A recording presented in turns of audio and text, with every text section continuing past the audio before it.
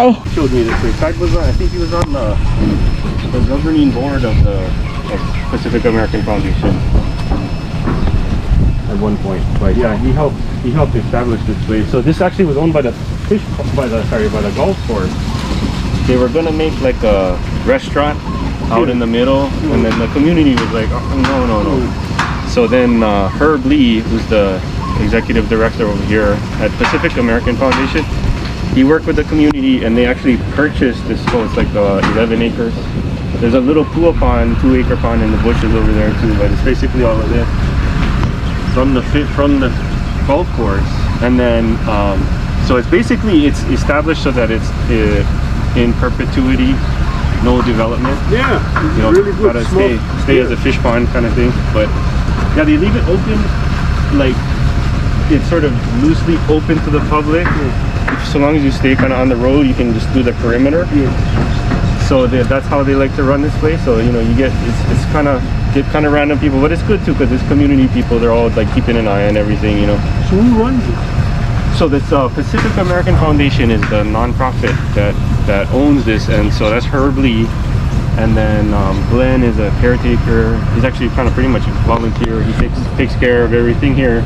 I'm with Sea Grant, so we just have this project here we're working with PATH, but yeah, it's Pacific American Foundation. So they run students through here. I think he said since the mid 1990s they've had like 100,000 volunteers come through here. Whoa. So chill people, plenty school kids help rebuild the wall. Pu'uhala Elementary, you passed it on your way down here. That's a charter school now, and they do regular weekly visits out here. They spend the whole day out here once a week. Helping out. Yeah, helping out build the wall, learn, you know, in Hawaiian immersion, curriculum stuff out there.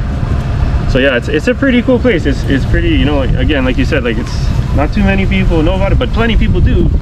And there's a lot of cool action going on. But so Herb is, you know, he's always wanted to partner, like I said, with Clyde. He had a whole business plan. They were gonna in the bushes over there on that side is the sewage treatment plant for Kaneohe, but how do you say, it's transitioned out, phased out. They built a new one, Aikahi, right next to the Marine Corps base.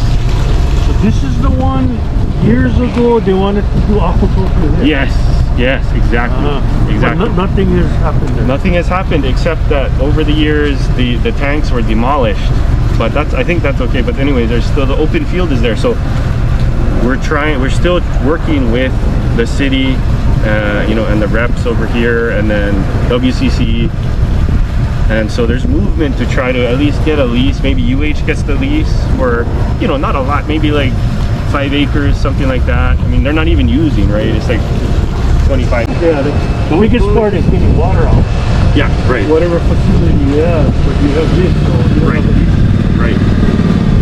All you do is monitor the quality coming out and what. Right.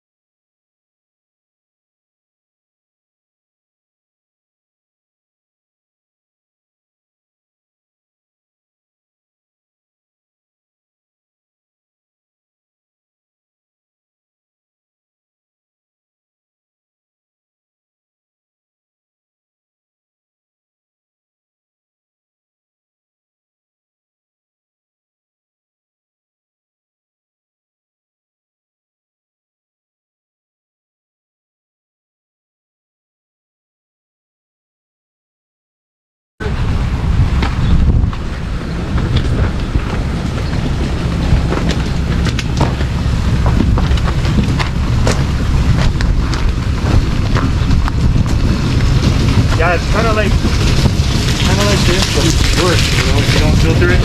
So we have we kind of decided on the 400 micron for both of these. We let it go 400 micron all the time, and then we set up when it goes into the tank, we put the 5 micron bag, and the water is actually pretty clear. Like looks good. Yeah, it's clear if we do that. So it took us about a month or so to figure that out.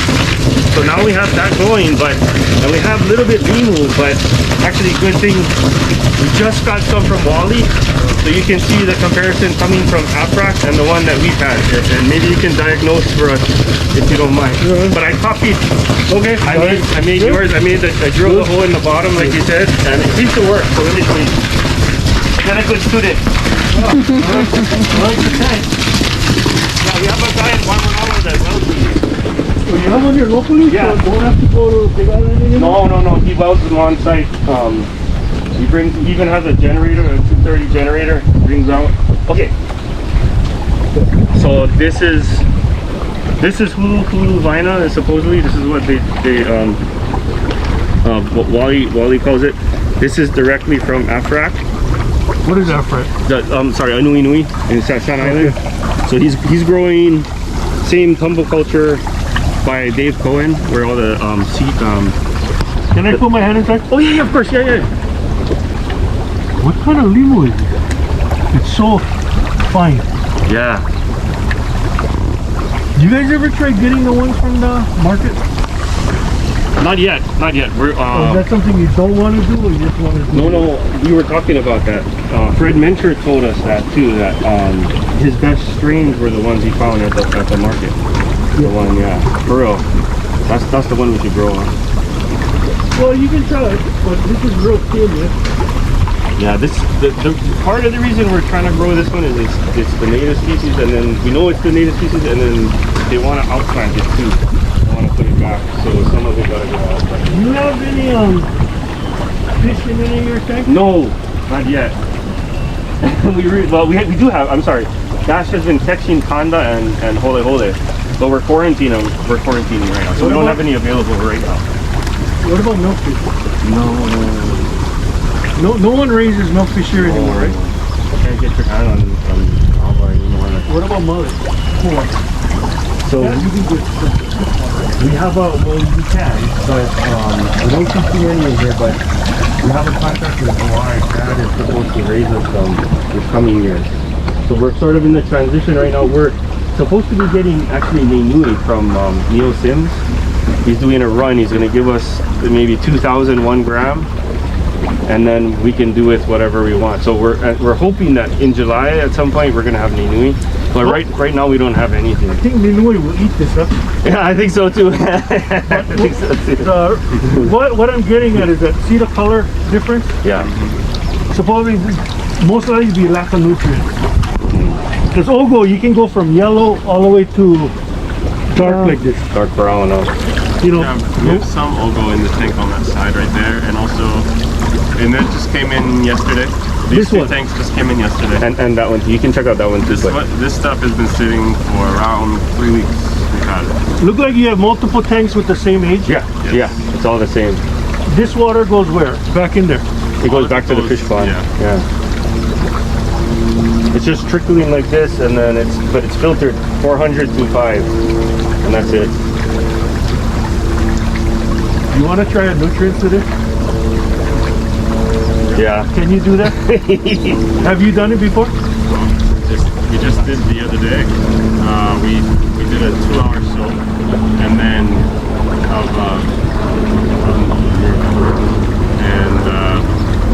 and then we dumped it into our tank, let it have static, just aerated it, and then yesterday we trickled it. We turned it back on a trickle. So half of these tanks got treated with it's what is the dose? I forget. It's 1.6 grams per 5 gallons.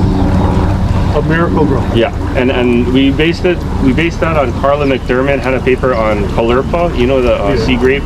She said if you want to maintain it in a bucket for a week, then you add 1 scoop, which is 1.6 grams per 5 gallon bucket to maintain it. So what we did was we concentrated all the LIMU in a small volume, made that dose for 2 hours, and then split them up and let it be static. What I didn't want to do is I didn't want to add too much and then we're flushing it out, you know. Yes. But do you suggest a higher dose for like a longer period or something? I would just try one tank but don't use Miracle-Gro. Oh, okay. It's too expensive. Oh, okay, okay. Get whatever commercial grade fertilizer you have, 1616. You know, the granular one. Maybe for this size tank with this amount of Ogo, just at the end of the day, turn off your water. Put maybe we use 100. Can you take notes, please? Just put in like 40 milliliters of the granular. Okay. I would turn up your air higher if you can. I think it's maxed out, but we can put in you know, our larger blower. Yeah, we have a bigger blower we're about to. Or use that tank. That one has more air in it, huh? Okay, yeah, a little bit. Looks like, yeah. So at the end of the day, turn your water off, leave the air on, put the 40, maybe 40 mils of 1616, and just let it go for the next morning. Then the next morning, we usually use a lot more water than this. But just try and see, because everything is the same. Yeah, everything is the same. And then just try one tank and see what happens. The color should change in one day. Wow. So we didn't put nearly enough. Yeah, and you're only soaking it for 2 hours, yeah? Yeah. Yeah. And we let it go overnight. Yeah. Plus overnight is when it's metabolizing too, yeah. And supposedly, if you have ammonia test kit, try take it when you do it, and then try to take it the next morning. Just make sure ammonia is gone, and then it's okay to turn on the water. It's generally just for your own information. Yeah. We turn it on anyway. Yeah. But okay, that's a huge help. and then, Right on, right. No. And you see the apple fights that's growing on the stem? Yep. I don't know if this one can handle it, but maybe because the nutrients, they don't have the nutrients they require. Maybe you like the dark one if you want to try. 50 ppm of chlorine in fresh water. 50 ppm. Okay. Oh, 50 ppm. You do it in a bucket. Just grab maybe a little bit. Put it in there for 30 seconds. Take it out and then put it in the tank. It'll kill the apple fight. Oh wow. And the Ogo should be okay. What you'll notice when you put it back in the water, the tips will be kind of a little bit on the reddish side. That's what you want to watch for. The next day, next couple of days, if those tips fall off, that means the chlorine was too strong. Oh, okay. But you can put like, if you want to increase your air, look like there's seaweed on the bottom, huh? Hopefully not. Oh, yeah, that happens to us all the time. Yeah, it does look like there's some. So if you want to maximize your air pressure, how many of these tanks you have at this age? It's like 7? Right now we have 6, 8. No, Oh, this one. what are you saying? 6, yeah, you have. Oh yeah, 6 of these. Yeah. I don't know if you want to do it, but you can put 3 of them together in one. You think the density is low enough? The density, if the density is too low, then the Ogo itself has more contact with sunlight in the water column. So if you have a lot, with the high aeration, the Ogo will only get the sunlight when it comes to the surface and goes down. I don't know, that's a theory. Yeah. So you want to minimize the sunlight then? No, but you don't want this much sunlight. If not, you're going to get a lot of apple fights burning. Okay, gotcha. And you notice, I don't know if you noticed, but in your tanks, if you don't have enough seaweed in the tank, maybe 6 inches down on the sidewall, all the way down, you might get LA burn. I don't know if you noticed that before. No, we're just starting. We're really just starting. So this is all super helpful. Right on, right? No. So, I don't want to change nothing, but maybe 2 tanks. Combine them, yeah? Combine them into one and leave 3 alone. Oh, okay. So at least you have a comparison. Yeah. I don't want you to completely change everything, but you'll be able to notice any difference. I really like this facility. Oh, really? Right on. Oh, really? Well, it's flowed through, so you know what we're thinking too eventually? is once we get the fish in, we can make maybe like a pod of 4 tanks. So see that 2-inch pipe that's sticking up by the between those 2 tanks over there? Yeah, that's airlift. We're thinking to connect maybe to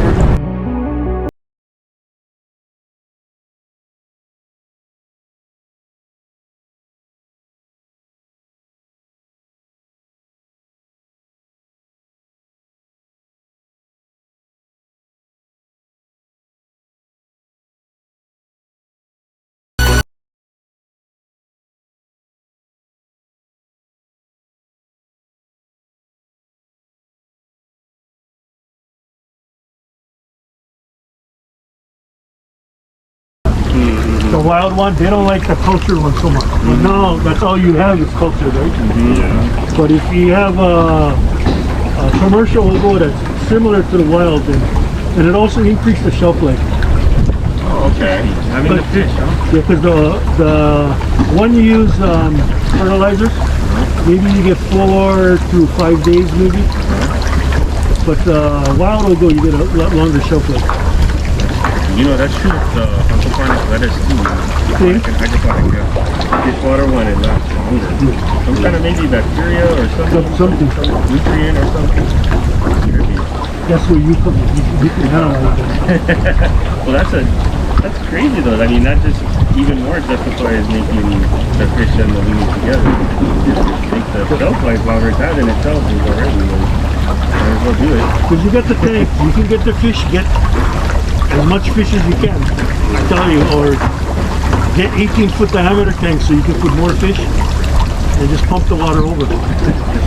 Or, you know, these tanks are easy to manipulate. Yeah, to connect to oysters and that thing. So your native oysters, there's a farm on Hawaii and Manilo Fishpond, Hawaii Sea Farm. This guy Dave Anderson, he's growing the native, a couple of different kind native sea cucumber.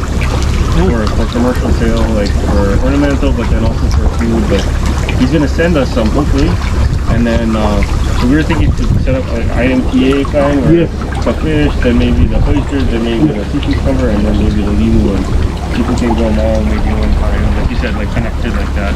Because the LIMU will be the best option for you before you